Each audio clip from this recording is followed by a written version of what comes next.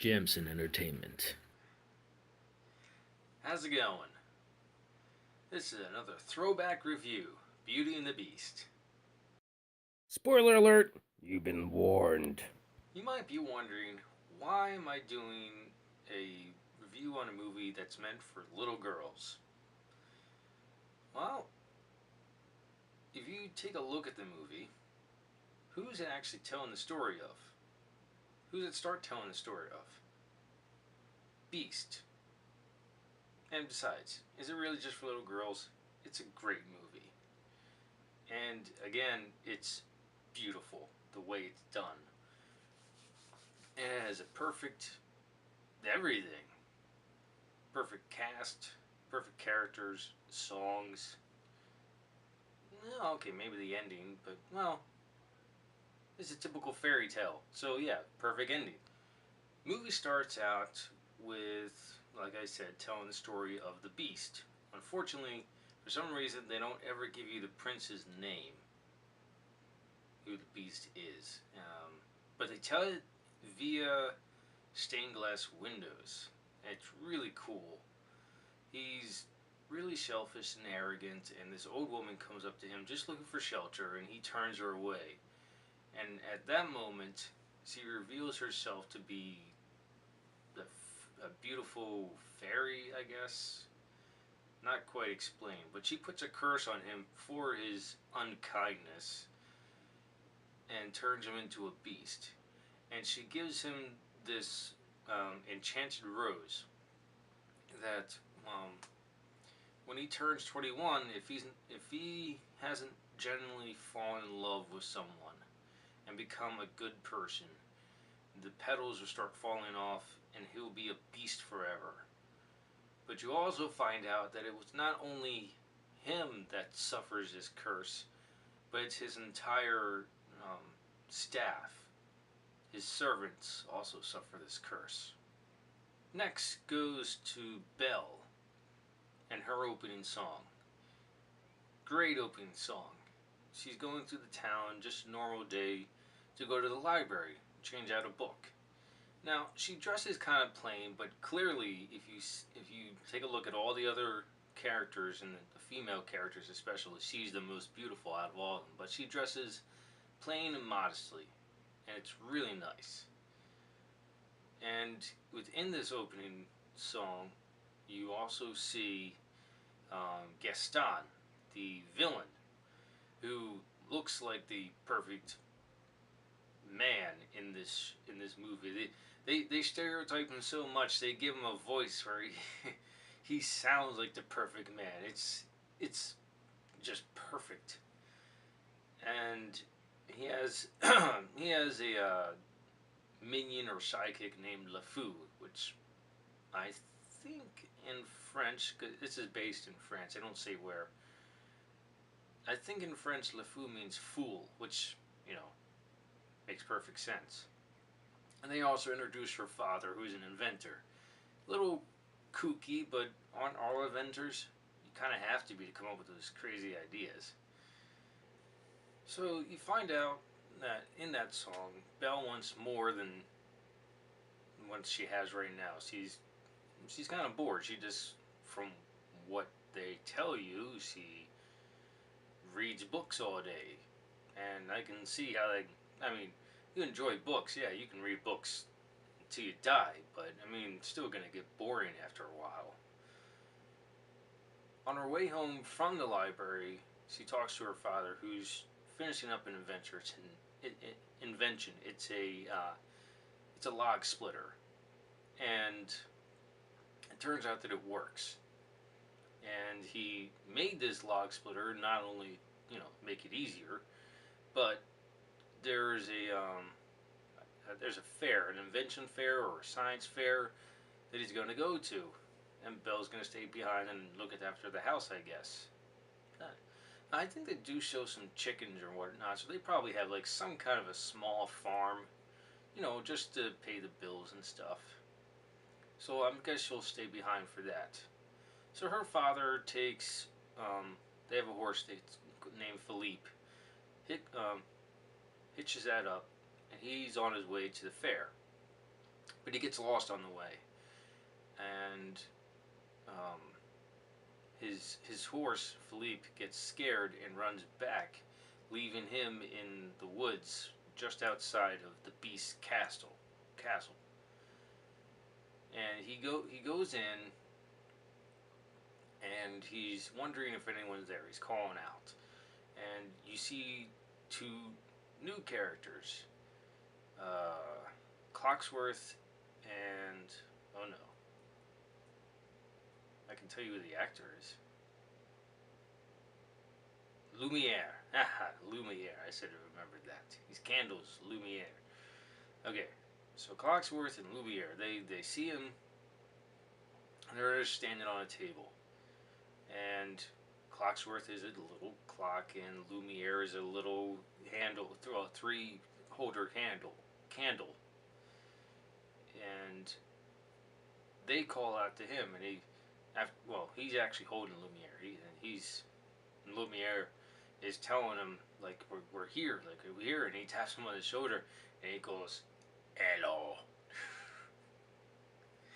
And they show him into the hearth room so he can warm up. It's winter outside, he needs to warm up, he's chilled at the bones.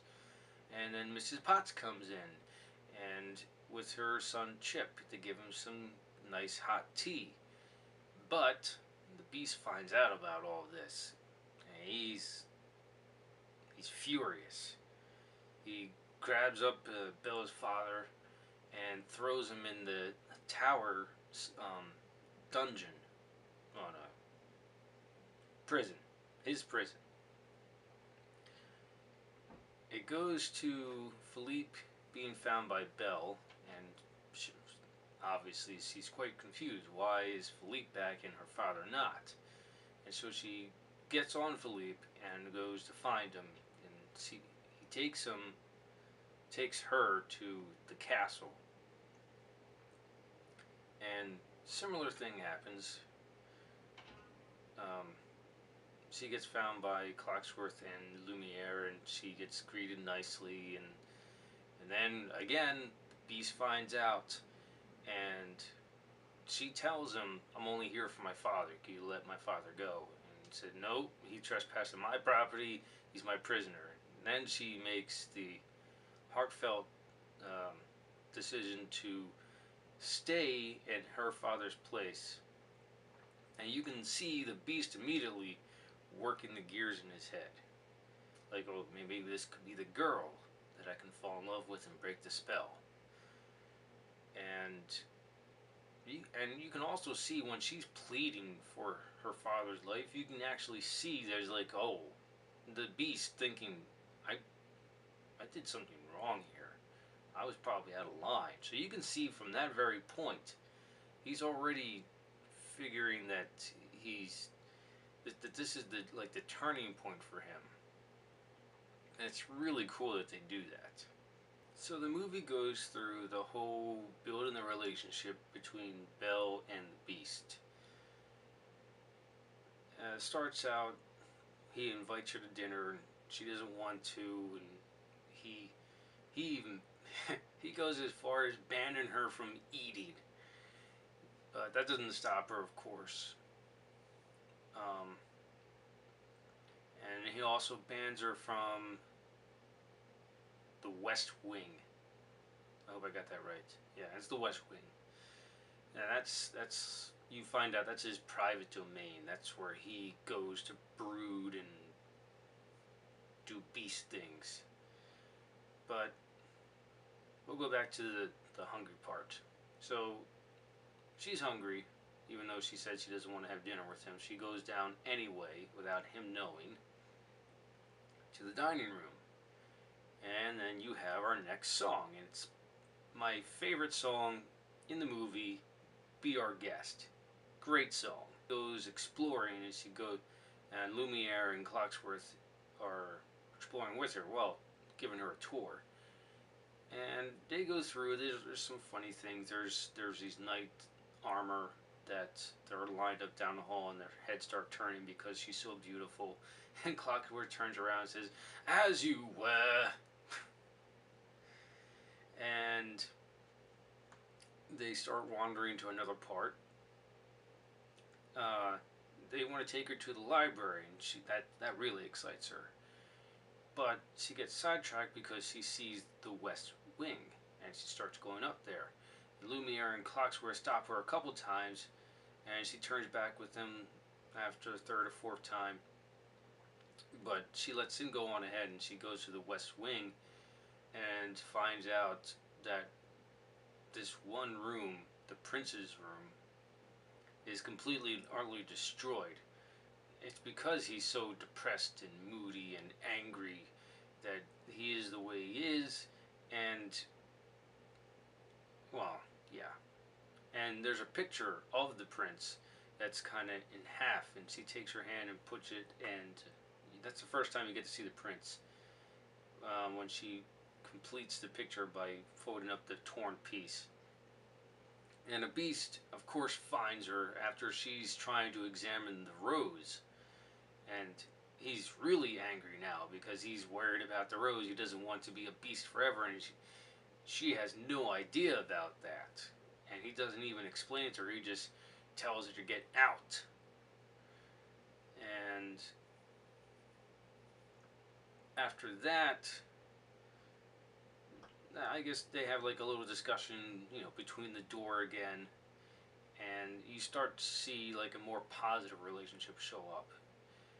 And they have fun out in the snow, and they have dinner together, and then next, he does something really nice for her. The beast shows Belle the library himself, and she doesn't know it though. They get to the door, and he tells her to close her eyes, and he brings her in there, and he tells her to open them, and it's this huge, enormous library. I mean, like the entire, from like here into like, it's just huge. The walls are lined with books. It's just amazing. One of the amazing scenes, because it's a huge shot too. It's not just like they show a library. No, they show you the library. And then the next is the ballroom scene, where they have their dance, and they play Beauty and the Beast, the title of the movie and the main song. Another nice song, just not nearly as good in my opinion as Be Our Guest. The story does go back to Belle's father because he is concerned. He doesn't know that Belle and the Beast are getting along. He's under the impression that the Beast is doing horrible and terrible, torturous things to her, or just leaving her in the cold tower like he was. And he's, like a father, concerned. He goes to the town tavern and tries to recruit people to help him get his daughter back. And lo and behold, Gaston is there. And I can only imagine that it's his bar, because he's a hunter and all of his prize kills are mounted on the wall. So I'm just going to say it's his tavern. And oh, I just remembered the father's name, Maurice. Because that leads into not the next song, but part of the next song. Yeah, he tries to recruit people, and Gaston is like, "You're crazy, old man," and they toss him out in the snow, and then Gaston's theme song, another good song. It's like I said, movie's perfect. I remembered his name was Maurice because Gaston calls him Crazy Old Maurice, and that's where he gets his idea. Gaston's story is that he wants to marry Belle, the most beautiful woman in town. And yeah, there's not a whole lot of substance to him, but it's a kids movie. How much substance is there really going to be for most people? And if you remember, this is the Beast story, so they're really going to dive into him, and they're going to dive into Belle. Simple plot for Gaston. So his idea is to to send Maurice to the crazy bin. Because who's gonna believe that this like 8, 10 feet tall beast exists and is holding Belle hostage? So they put that in motion. And back to Belle, the beast has this mirror where you can see anything if you just simply tell it to. And she has to see her father. And her father, he's on his way back to get Belle. And she sees that he's cold and shivering, and she wants to go get him, and the beast lets her go, because his heart is moved by it, and he knows it's the right thing to do, so he lets her go to help her father out. But he says, take the mirror with you so you can see me whenever you want. And so he does. And Belle and her father get back to her house, only to be met by Gaston, who I guess he's there to have her father take away because he's crazy. And she proves to them that he's not crazy by showing him the beast through the mirror. And Gaston grips it out of her hand and starts a whole rally of like, we gotta kill this beast. He's gonna come after your children. He's gonna come after you. He's gonna tear the town apart, which is complete and utter lies. But the town believes him because he's Gaston, and that's a beast. He is terrifying looking. So they take their torches, their pitchforks, and other, farm equipment and whatever. If they have weapons, they take them, and they go storm the castle. And that's a really funny scene because all of the servants have been turned into some kind of furniture or utensils, something. It's really funny seeing them set up for this attack because people attacking have no idea that what's going on. So they can become inanimate objects, or stay absolutely still as if inanimate objects, and then come and they have a surprise attack, and it's an awesome, fun fight scene. And Belle is shortly behind the mob to come to the beast and like to plead for him and all that stuff. And there's this really good fight between Gaston and the beast. And the beast, he's smart. He knows his castle and he knows how to hide. Gaston and the beast are on the roof, and there's gargoyles that line the roof, and he comes with the idea like, well, I look pretty much like a gargoyle, let me just freeze into position and I'll sneak attack him, and that works. It's really cool how they do that. And the beast at one point grabs Gaston by the throat and is holding him over the edge of the castle, and beneath is a cliff and a river, and he's about to drop him, and Belle stops him, and you see the beast again realize that killing him would be the wrong thing to do. To just let him go and tell him to never come back, and he does that. But Gaston, being the bad guy, he has a knife hidden on him, and once Beast climbs up to meet Belle, Gaston is climbing up behind him and he stabs him in the back. But with Beast flailing his arm back, Gaston gets knocked and he's thrown into the river anyway. So you're gonna get yours at some point. That's a fact of life. If you do bad things are gonna happen to you at some point, and that's exactly what happened to Gaston. There probably are some other little flaws, but this would be nitpicking at this point. One thing I completely disagree with is that you're supposed to believe that Belle drags Beast up onto the balcony from where he was on the roof. Okay, Belle is probably 5'5" and what, maybe 110, 115 pounds, and Beast is probably 7, 8 feet tall and about 300, 350 pounds. Yeah, no, she's not moving that. But anyway, it's a kids movie, it's a cartoon, it's a fairy tale at that. So I'm just pointing that out there. It's just, yeah.